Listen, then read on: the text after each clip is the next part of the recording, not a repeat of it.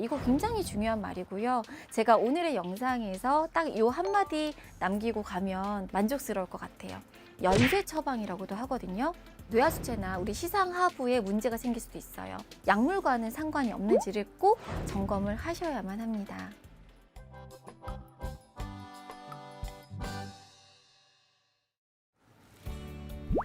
네, 여러분 안녕하세요.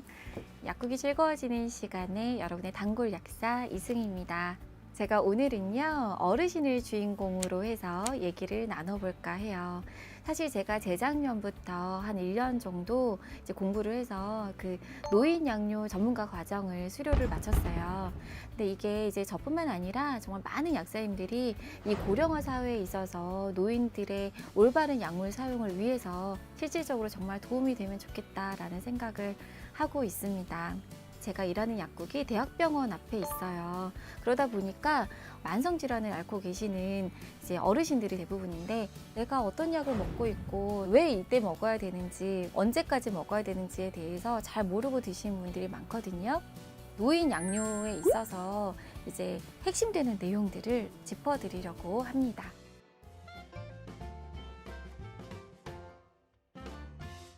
수명은 길어졌는데 질환은 많아졌어요. 물론 이제 더 오래 살다 보니까 내가 더 겪어야 되고 맞닥뜨려야 되는 질환도 다양해진 거고, 오래 살다 보니까 같은 약을 먹어야 되는 기간도 정말 더 갈수록 길어진다고 봐야 되는 거죠.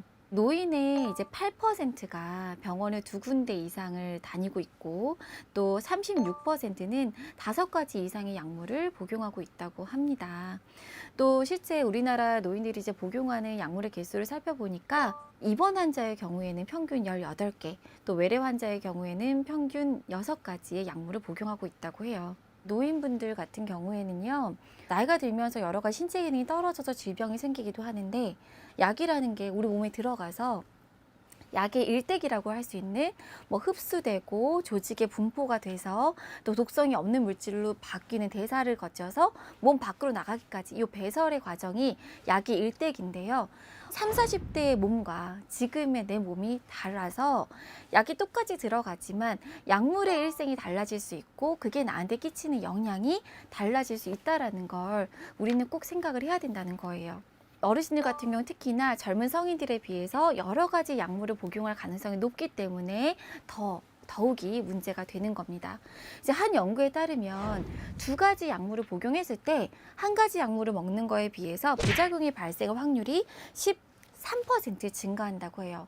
그럼 4가지 약물을 복용할 때는 그 전에 비해서 38%, 또 7가지 약물을 복용할 때는 무려 82%까지 이 부작용이 발생할 확률이 늘어난다고 하니까, 더더군다나 이 노인들 같은 경우에 몸에 생리학적인 변화가 있기 때문에 우리가 꼭 주의를 해야 됩니다.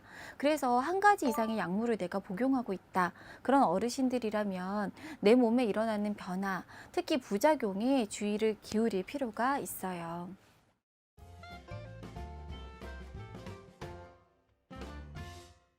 노인 양료에 있어서의 가장 핵심 원칙이 있어요. 그게 뭐냐면, 노인에게 나타나는 새로운 증상은 다르게 입증될 때까지 약물 부작용으로 간주해야 된다라는 거예요.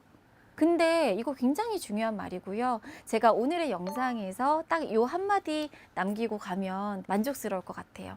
실제로 약물 부작용 때문에 새로운 증상이 나타날 수가 있는데, 그걸 인지하지 못한 경우에 약이 하나 늘어요. 이 약물로 인해서 또 다른 부작용이 생기고, 또 그 약 때문에 또 다른 부작용이 생기고, 이런 악순환들이 특히 노인들에게서 잘 생긴다라는 거죠. 이런 일련의 상황들을 이제 연쇄 처방이라고도 하거든요. 드문 경우가 아니에요. 예를 들어서 기억력이 깜빡깜빡하는 것 같아, 그 신경과를 가서 알츠하이머로 처방을 받았어요. 근데 이 치매약을 먹다 보니까 내가 요실금이 생겼네. 그래서 이제 비뇨기과를 가서 요실금 약을 먹습니다. 요실금 약을 먹다 보니까 가슴이 두근거려, 또 변비가 생겼어. 변비약을 추가하고 또 순환기내과를 방문을 합니다. 이런 과정들, 이게 누누이 말씀드리지만 약을 복용하는 중에 생기는 나의 이상 반응, 특히 어르신들 같은 경우에는 그런 게 생겼다, 사소하더라도 지체 없이 의사나 약사와 상의를 하셔서 지금 생기는 몸의 증상들과 변화가 약물과는 상관이 없는지를 꼭 점검을 하셔야만 합니다.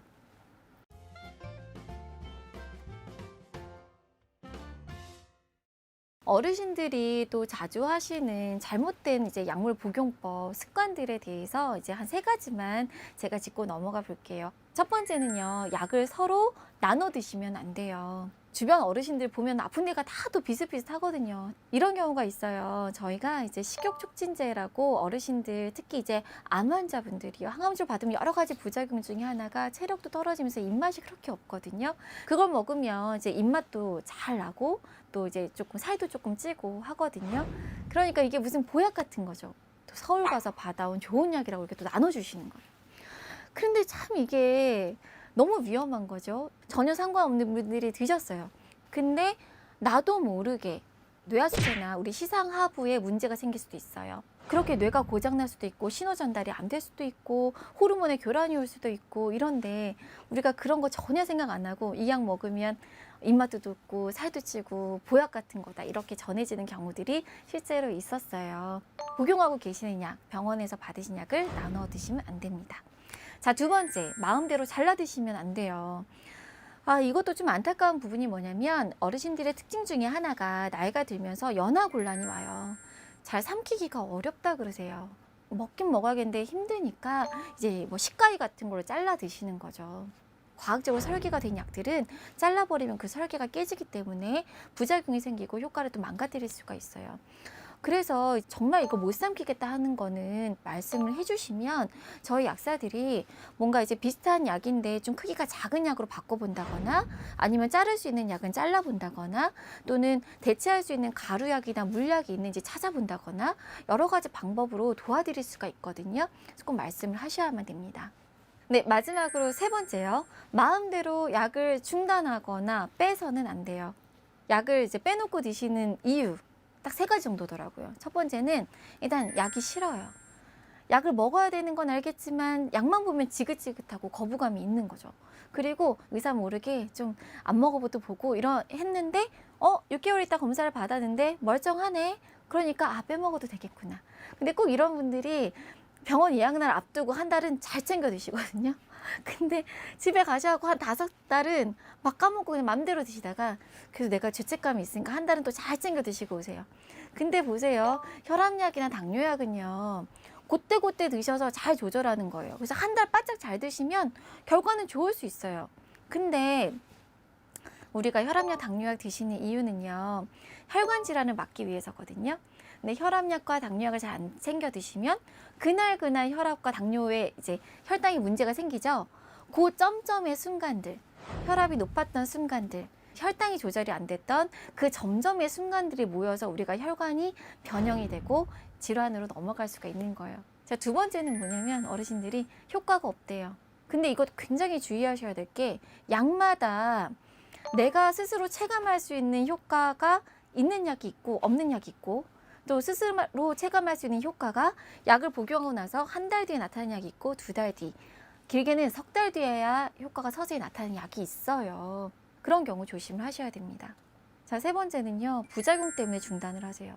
내가 이 약을 먹고 났는데 이런 부작용이 생겨서 속이 정말 아파서 못 먹겠어. 임의로 중단을 하는 거죠. 근데 약에 따라서 임의로 중단을 했을 때는 기저질환을 굉장히 악화시킬 수 있는 리바운드 형상이 나타날 수 있어요. 그냥 먹기 전보다 더 나빠지는 거예요. 그런 증상을 유발할 수 있는 약물이 있기 때문에 함부로 중단하시면 안 되고 부작용이 나타났다고 하더라도 반드시 내가 이거를 끊어도 되는지 안 되는지 여부를 약사나 의사와 상의를 하셔야만 합니다. 어르신들의 안전한 약물의 복용을 위해서 가장 중요한 해결책이 있어요. 단 한 가지 해결책이라고도 할 수 있는데요. 바로 단골 약국을 만드는 거예요. 제가 이 약주의실을 시작하게 된 계기이기도 하고요. 최종 목표이기도 합니다. 여러 병원을 다니면서 솔직히 그 병원 근처에 약국을 가셔야 되는 경우도 있다 보니까 한 군데 약국만 이용하시는 게 어려울 수도 있지만 그래도 내가 잘 찾는 약국이 있어야 되고 또 여러 군데서 받으시는 약물을 다 아울러 상담할 수 있는 약사나 그리고 단골 병원은 꼭 있어야 될 것 같아요. 사실 내가 어느 약국에서 무슨 약을 먹었는지 다른 약사가 어딜 가든 알아주면 좋겠는데 지금 시스템이 그렇지 않습니다. 특히 우리나라는 개인정보보호법이 굉장히 엄격합니다. 그래서 의사나 약사가 환자가 말을 해주지 않은 이상 우리가 알 수가 없어요. 그래서 가장 중요한 거는 우리가 단골 약국, 단골 약사, 또 단골 병원이 필요하다는 거예요.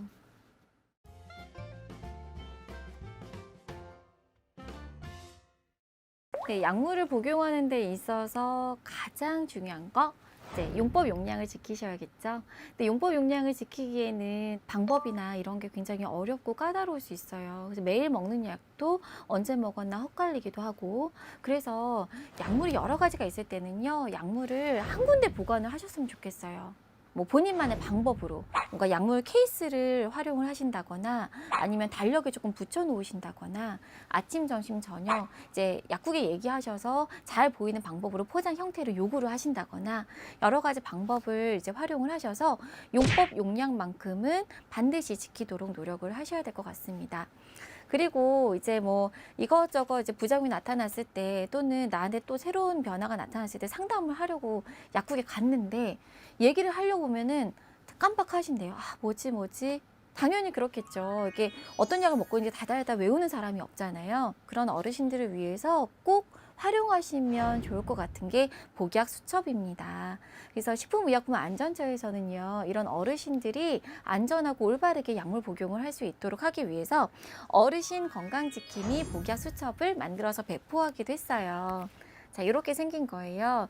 이제 여기를 안에 보면요, 간단하게 인적사항과 또 병력과 약력을 적는 란이 있어요.